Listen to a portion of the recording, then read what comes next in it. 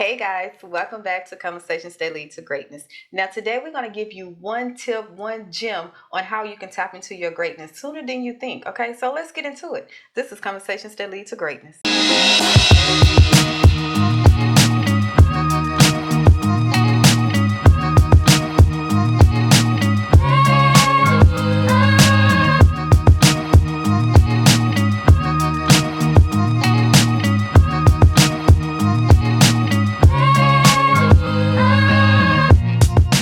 Hey guys, my name is Akeisha Smith. And I'm Lester Smith. And welcome to our coaching podcast where we educate, motivate, and inspire you to break free of your limiting mindsets in marriage, faith, and finance that hinders your ability to create the life you desire. Okay? So, before we get started with this one tip, one gem, we're going to need you to do something first, okay? If you have not subscribed, but you've been watching us on the low, go ahead and subscribe. Go ahead and stop dating us and marry us, okay? Hit that subscription button, and you will get first, turn the notification bell on, and you will get first notice on when we upload episodes, okay?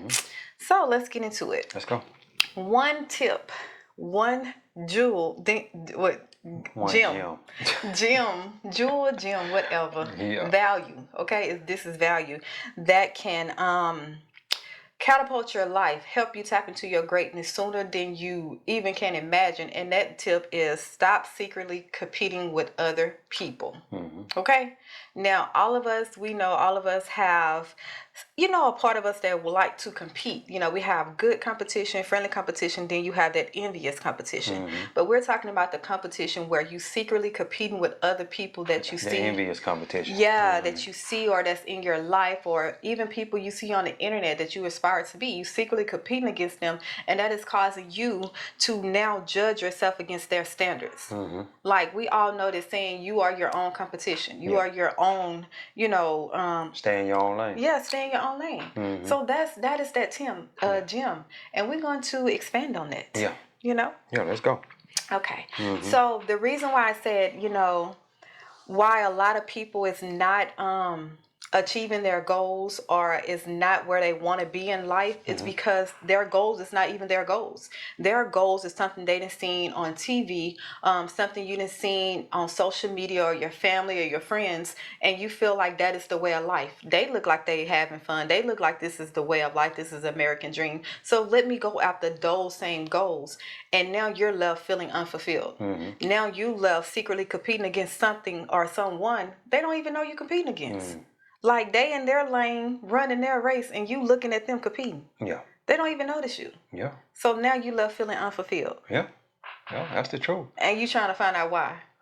And sometimes too, the goals that we have in life, they're not our goals. They're our parents' goals, our grandmother's goals.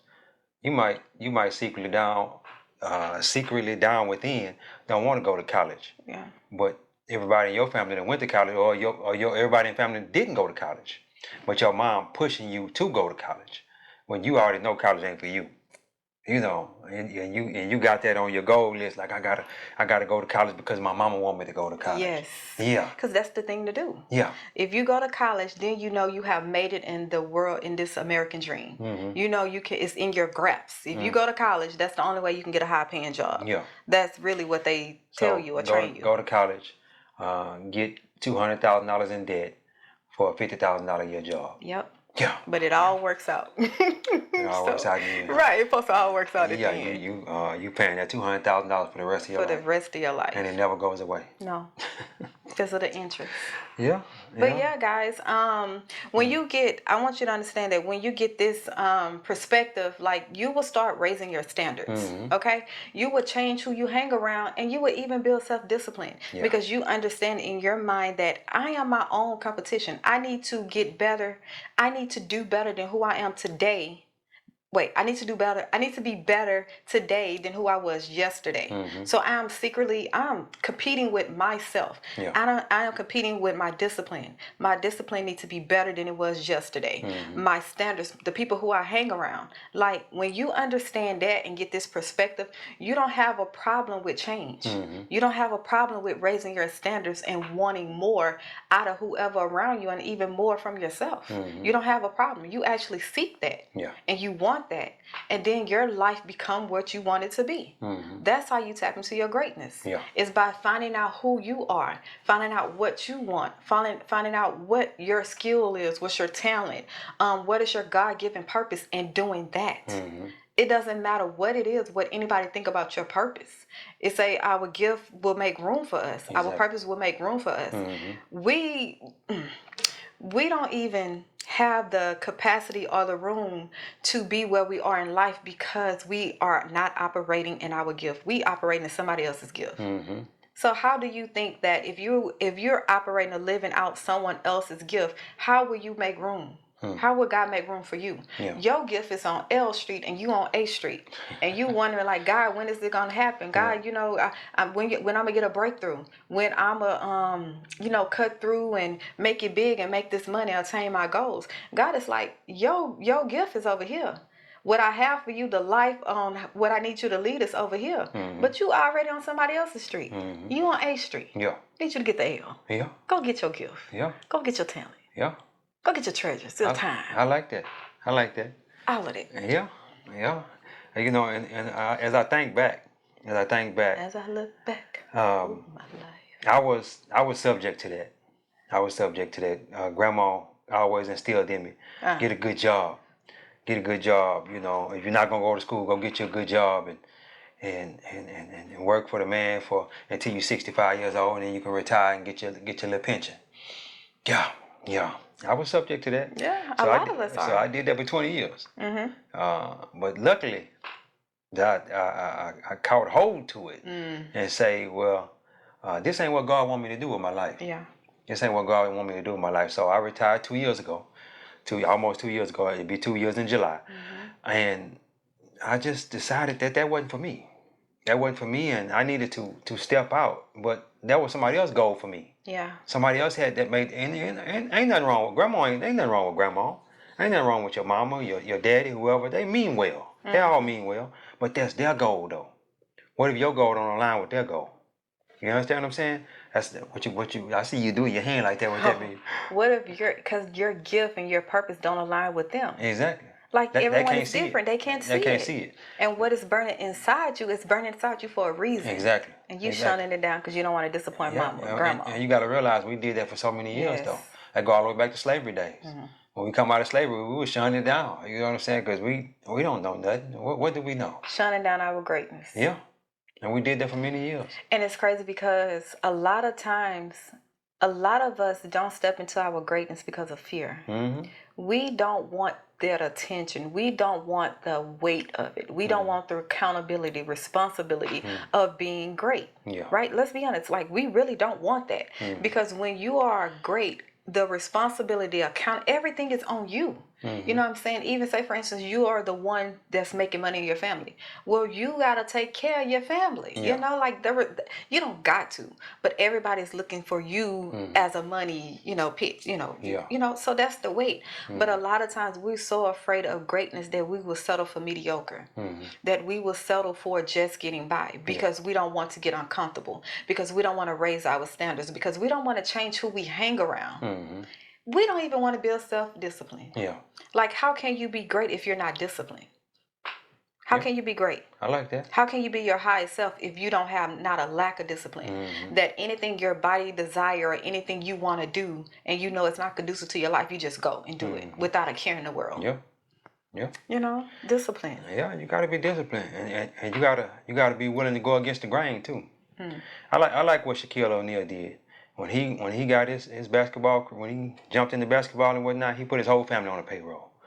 And you gotta say, well, I'm not gonna keep shunning my talents down and my gifts down to please other people, to appease other people. I got to display them talents and them gifts, because guess what? It's gonna make room for me, my family, and the generations to come. Yes. Yeah. You actually add to it. It is the best thing. I forgot who said the best thing you can do for poor people is not be one of them. Exactly. That's the best thing you can do for people that's in poverty. Yeah. Is not to also be in poverty. Because when you in poverty, when you're poor, you're not looking up to give. Yeah. You're looking out with your hand out. Give it, give it, give it. You owe me this because I'm poor. Take care of me because of this, like it's somebody else's responsibility. Yeah. So the best thing you can do, man, is not become one of them. Get on board. Like, to tap into your greatness, you got to stop competing. Don't compete with nobody but yourself. Yeah. Don't even look at nobody but yourself. And even when it comes to marriages, dang, God. Do I want to tell them? Go ahead on. Let me hear it. Let me hear it. I want to hear it. Come on. Y'all want to hear it too, I don't even want to hear it because they might be watching. I want to hear it. Let's go. God, Jesus. Don't worry about it. God put this testimony in your heart for a reason. He said, release that, my child. Release it. I need you to release that right now because it hit your mind. And evidently it hit your mind. Because let me tell you something. We pray before every episode, right? We pray that God give us ideas, give us opportunities, and also give us the words to say. So if evidently God put that on your mind, it needs to be said. Let's see it. Let's see it. Obedience. Okay. Yeah. I remember. Gosh, I hate. Oh, if they watching this. I hope don't worry about that. Don't worry about that. I remember that when we first got married, right? Yeah.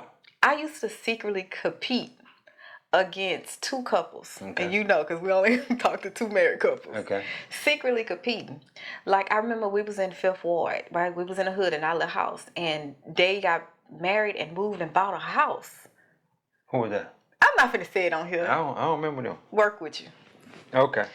Yeah. They moved and bought a house. And I'm like, man, like, how they, doing this and all that. And, I'm just competing with them. So now I'm pushing you, babe. We need to get a house. We need to get out the hood. We need to get out the hood. And we weren't even close to even there to, you know what I'm saying? As far as finance, money, mindset, and all that stuff. Hell, we was barely together, okay, for as the marriage. We was barely making that work. Yeah. And I remember secretly competing against them. Like, she got a car. Yeah. The Benz. Okay. And I was just like, well, I want a car. It was just like everything she would get because I was looking at them like, I know your dirt. Like, how are you getting this and I'm on a straight and narrow path? And I was secretly competing against them, not knowing that, man, that it's to my own detriment. Yeah. It is to my own detriment. And guess what? They ain't even together right now No. today. So, you know what I'm saying? So that's why you got to stay in your own lane. That's why you got to stay in your own lane. And let me say this. When we finally did get everything going and we bought our house and whatnot, we got the house paid off and all that good stuff, you got to stay in your own lane. And see, what I was doing, I was staying in my own lane. You were. I was what am I trying to say? We got on the Dave Ramsey plan, and by us doing that, that put our finances in such a great place.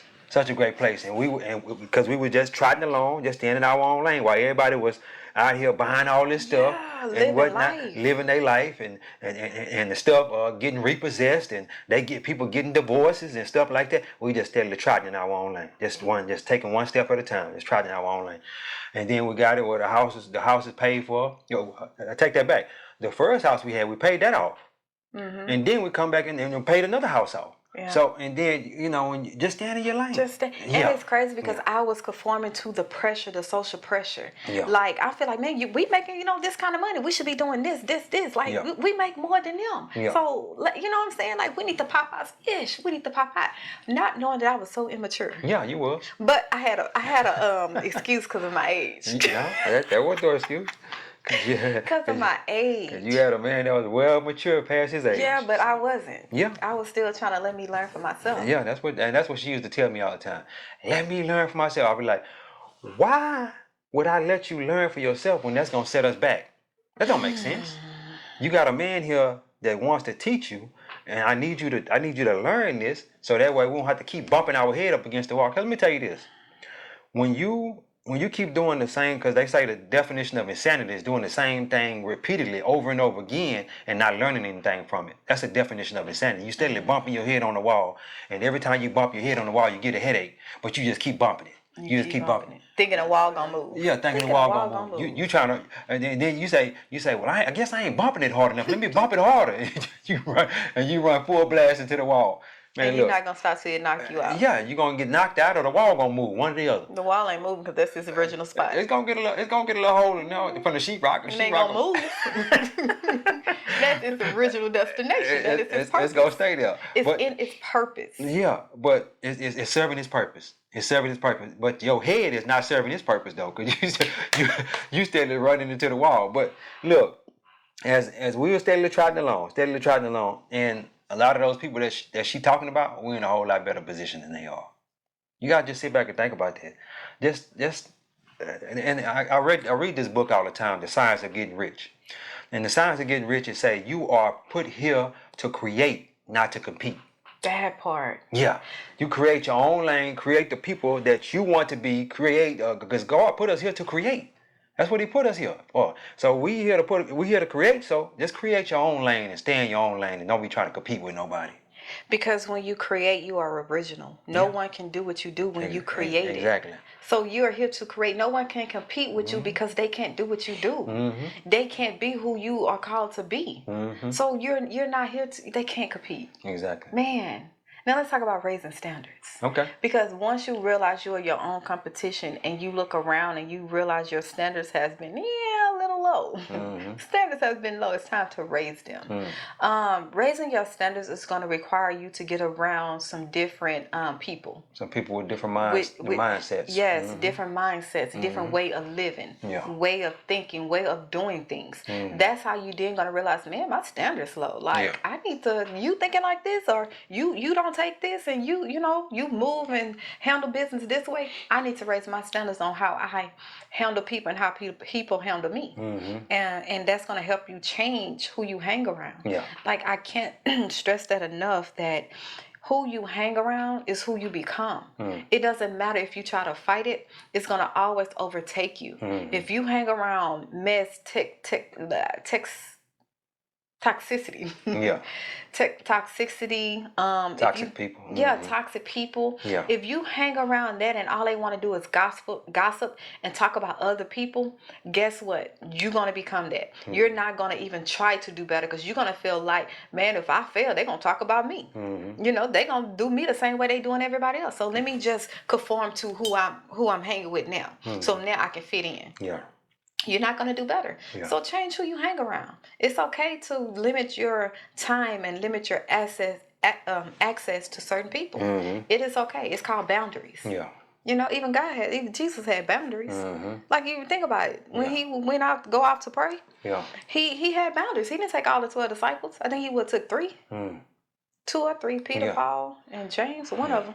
But he even had boundaries in that. Everybody can be around you at a certain point, but once it's time for you to elevate, once it's time for you to get like strict with yourself and get disciplined and get focused, everybody can be around you because they pulling from you. Pulling from you.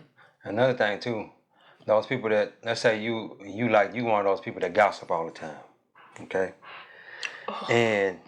And you decide, hey, I don't want to gossip no more. I want to change my life, and because guess what? When you gossiping about people, that puts you in a bad way, in a bad state of mind also, because as you keep talking down on people, guess what? You're gonna be lowered right there to their level that they're where they're at. Basically, what I'm trying to say. But the way to stop gossiping is you can continue to talk to those people that you've been gossiping with. Let me tell you how to stop it though. When they call you on the phone and they start gossiping, change the subject. Well, I've been doing this, or I've been doing that. I've been going to the gym and working out. I've been reading books and whatnot. Say something like Positive. that and see what happens. Start talking positive and see what happens. They're gonna stop calling you. They're gonna stop calling you. So you ain't gotta get rid of them on your own. Say I just don't want to talk to you no more. You ain't gotta do that. They're gonna get rid of themselves. They just gonna stop calling you. They gonna like, well, she always with that positivity. I don't want to call her. I'm gonna call somebody else. I remember a coworker that I had a while back. Anytime something happened on the job, he would call me. And he'd say, Lester, you heard about this, or you heard about that, or you heard about such and such? I'd be like, yeah, I already heard that. Okay, I'll talk to you later. Let me hang up. Bye. And he say bye and hang up. Oh my God. He wanted to be the first person to tell everybody this piece of information that he got from somebody else, gossiping. And if I say I heard it already, And I said, no, I ain't heard it. And he's like, okay, well, let me give you the rundown and this and that. And, I'll be like, hey, man, I'm about to talk to you later, man. I'm kind of busy right now. And, and then he'll see me and say, you still busy? You Call me back. Yeah, he ain't call me back. You know what I'm saying? Yeah. But I'm like, man, I wasn't trying to hear that, bro. I really wasn't. You know what I'm saying? And as you keep doing that, keep changing the subject and keep talking positive, you'll attract some new friends to your life also. Yeah. You definitely attract some new people. Yeah. Because you didn't raise your standards. Like one thing I noticed when I was in my era of gossiping and judging, it was envy. I was envying those people that I was gossiping about or judging for whatever reason or whatever they might have. Or time I felt like I needed, or you know what I'm saying. That's when envy come in, when you judge and when you gossip and when you talk about some people. Deep down, the cause is because you want what they got. Yeah. Whatever you got talking to them about, you want it. And I had to realize like that's not conducive to my life. Like why am I sitting here judging them? Why I'm sitting here gossiping about them when I can easily do what I need to do to get what they have? Like what gossiping is serving me? How is it going to get me closer to what they have? Yeah. Like, and you know what I noticed too about people that just gossip all the time? They feel bad about themselves. Yes. They feel bad about themselves, so they rather talk about somebody that's lower than them. And they're lower than them or in a worse off situation than them. To make them feel good. To make them feel good about themselves. Yeah. You're definitely because right. you ain't doing nothing. You know what I'm saying? You want to talk about somebody that's lower than you to keep them down, so that way you can stay right there where you at, so you instead of you rising and raising your standards. Yes. Yeah. Raising your standards. Yeah. Man. Don't just take anything. Yeah. The standards of this world, don't take it. Yeah. Like you're not how'd it go? You're not you're in the world, but you're not of the world. Yeah.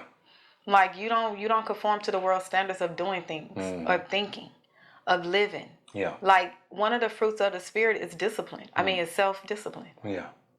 Is that one of them? Yes. That's one of the fruits of the spirit. Yeah.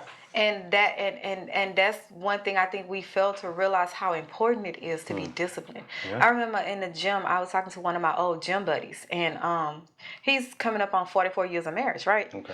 And I don't know, 44 years. 44 years. I said that was a blessing. I said, man, that's a blessing. He's like, shh, like nigga, whatever. And that's what made me get on this conversation. I'm like, what's going on? And he was like, you know, man, Keisha, I'm trying, man. I'm trying to hold on. I'm just trying. So I'm just like, I'm curious. I'm in the marriage. You still trying to hold on after 44 years? Wait, this is crazy. I'm in the marriage. This is our niche, right? So I need to know from other people how it works. So I'm like, well, what's so bad? Like you had 44 years. Like why now? Yeah.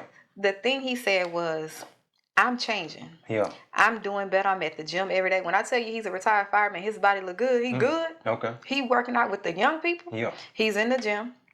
He I think he said he got rental properties in San Antonio here. Yeah. Like he's going to church. Okay. And I like, so what about your wife? Because I often ask like, Nick, where's y'all wife? Like y'all wife need to be in here with y'all. Yeah. She's like, man, that girl, she ain't trying to do nothing. Yeah. And it's like he's moving up and she's complacent. And he was like, I don't know if I can do it. I was like, well, do y'all go to church? He's like, I go to church. She'll just sit at home. And it's crazy because when you look at that 44 years, is it good? Most people be like, man, you might as well just stay. It's cheaper to keep it. That's 44 years, right? Yeah. But you're unhappy. And you feel yourself rising and she's holding you back, right? And then you got people like me, like, man, listen, y'all might have ran y'all course. Yeah. You know, if you feel that she's not conducive to where you're going, maybe it is time. It doesn't matter how amount of love you have for a person or how many years. But if God telling you to go somewhere and your spouse is holding you back, who you gonna listen to? Are you gonna say, hey, you need to get on board because I'm going up? Or are you just gonna be like, I'm finna leave you if you don't get on board? So yeah, that was the little story thing. I was just thinking, I'm like 44 years. I look at it like this. After 44 years, that's probably been going on for a long time. Yeah. He probably been elevating for a long time, and she just been complacent for a long time. That ain't just started happening after 44 years. Yeah. That ain't just started happening. So you can either have a conversation with her and tell her, hey, babe, we need to do this, we need to do that, we need to do this. And another thing too, what I realized is most men aren't good leaders. Aren't good leaders. They're not good leaders. And the reason I say that is because if you're leading, God put us here to lead, right? If you're leading, put the plan out on paper and let us see the plan. A lot of men, we just go along with the flow. Just go, just going every day, just going along with the flow instead of writing out on paper so she can see it. Now, if she's a stay-at-home mom or whatnot, whatever you want to call it, after 44 years, like kids probably grown. They retired. He's 65. Okay, and she just stay at home and watch TV all day, eating Zuzus and Wham Whams. You know what I'm saying? just sitting there watching all my children all day. That's basically what he's saying. So write that plan out. The Bible says write the plan out and make it plain. And let her know, hey, this is what we're doing or whatnot. And she still don't want to go along. I wouldn't necessarily say divorce after all these years, because I'm pretty sure that again, he's saying I ain't dead, so I'm gonna keep pushing forward. Yeah. Keep trying to be a better person and whatnot. And if she get left behind, she get left behind. And as I sit back and I think about that, that's how I did. In many senses of the word, as far as like, remember back when we would when I would go work out and stuff like that, you wouldn't go. I just keep going to the gym. And when I come home, I say, hey, we was trying to lose weight, I say, hey, babe, you want to go walk with me? You say, no, I don't want to walk. I just kept asking, hey, babe, you want to go walk? I'm finna go walk. You, no, I don't want to walk. Yeah. Eventually, you said, hey, I want to go walking with you. Yeah. And we went walking together. So he probably needs to keep doing that instead of just when he leave the house and just see us sitting there watching all my children. Hey, babe, I'm finna go walk. You want to go walk with me? But you do know that that's different because they're at retirement age. I understand that. And I think that still could work though. But most people are set in their ways. I understand. And it's kind of different because it's a big age gap. And as far as the way of thinking. What is the big age gap? What, you 43 and they 60 something? Okay. Oh, you talking about that? I thought you was talking about the big age gap between him and her. No. Between the way we were thinking them. Yeah. Most people from the older generation is now set in their ways. They feel like they done what all they came to do, and now they just sitting here. It's time for me to relax. It's time for me to sit on my butt and dwindle away. Okay. I would say 85% of older people think like that. Then you have a small percentage of people who still feel like, even though I'm retired, I'm still finna live my life. I'm finna take care of my body. Like Colonel Sanders from Kentucky Fried Chicken. He didn't start Kentucky Fried Chicken till he was like 65 years old. Yeah. But he's, they still have life in them. So that's why I say it's different. But just to think about that, the reason why I said this story is when you're in a marriage, both of y'all should be growing perpetually. Don't ever let one outgrow the other. Yeah. Because if you let it go on long enough, you will never catch up. Y'all will literally grow apart. Y'all love won't even be there to help y'all get back together. So that's why I say you are to compete with yourself. Become better every day. Even in your marriage. Your marriage is supposed to be better today than it was yesterday. It's supposed to be a perpetual growth in your life. Yeah. And that's how you're able to tap into your greatness. That's how you're able to live fully in your position and your authority that you have on earth. And no one can threaten your place. No one can look at you as competition because you are now creating you're in your element of creation. I mean, you're original. No one can do what I do. Yeah. The way we do this, nobody can do it. So who is that to compete with? Exactly. It's going to take time, yes, because in that time we're building. God is building us up. Yeah. He's getting us and transforming us in the way that He see us fit. So why are we competing? Why? You're not you're your own competition. Don't compete, man. Stop competing. Yeah, and for my men, like I said before, get your plan together. Yeah. Get your plan together and show your wife your plan. Let her know, hey, babe, this is what we're doing. You know what I'm saying? Do you have any additions that you want to put on this? Oh, I like that. Yeah. Do you have any additions that you want to put on this?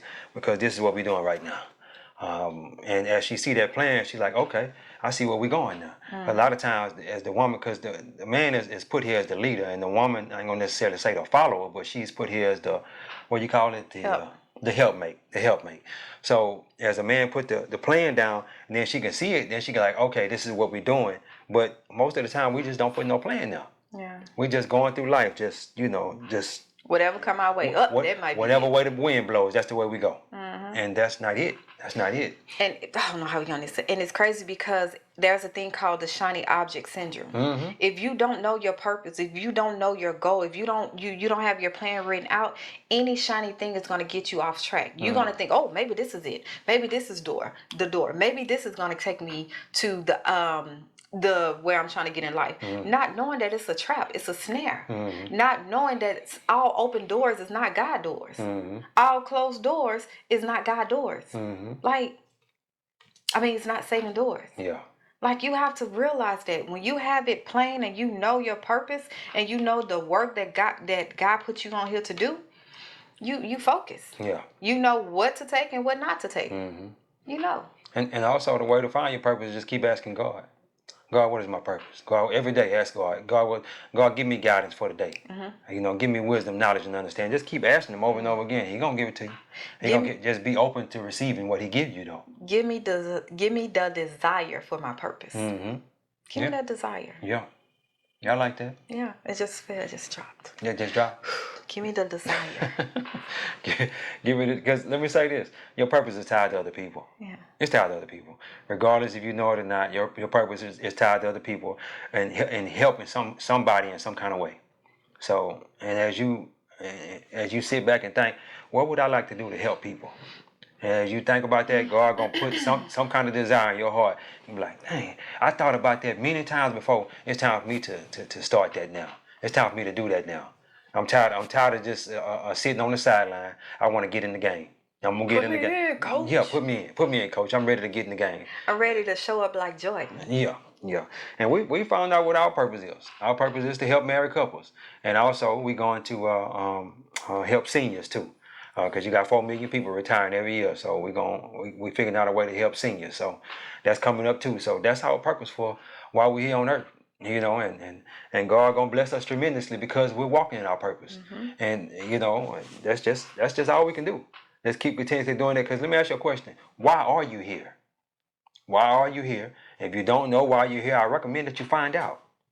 You have to sit down and think about that. Why am I here? You know, I know I'm not just here to just go to work every day, work 65 years and retire. I know I'm not here to do that.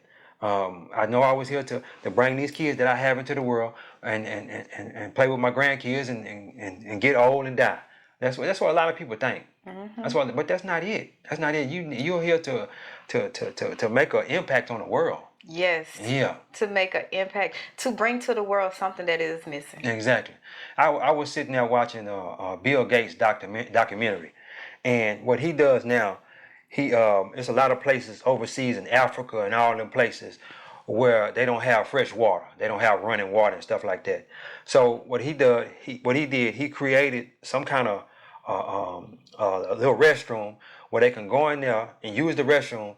And when they use the restroom, it makes fresh, clean water. Yeah, I don't know how that happened, but and then the crazy part about it, he took it and drunk it. Creativity. Yeah, he took it and drunk it. I'm like, bro. So what he's doing now, he's putting them all over the world where they don't have clean water in these little villages and stuff like that.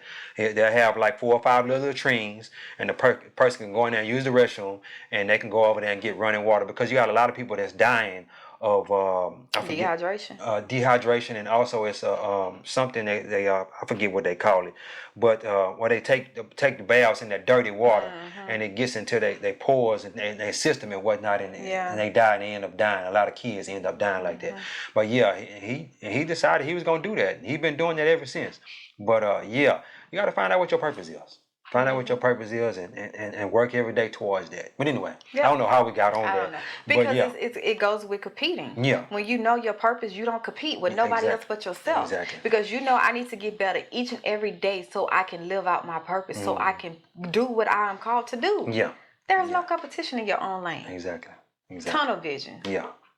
Yeah, tunnel vision. Yeah, like when that horse be in the race and he got them blinders on, he can't see nothing over here, over there. He just got them blinders on. He's seeing straight forward. You got to have tunnel vision like that. But anyway, guys, we done went on a little bit too long. I guess you could never go on too long when you talking about your purpose and stuff like that, trying to find out why God put you here. Yeah, that's the greatest thing you can do. Yeah. Find it out. Find that out. Figure that out. It'll change your life. Yeah. And she been back there in a little garden, man. She got a little garden now. And she back there growing things and whatnot. I be having that little tomatoes, the little cherry tomatoes, and eating them in my salad and stuff, man. You know. In the book of Proverbs 31, they say that a woman gonna be back there in the garden and all that. I guess that's where you got that from, huh?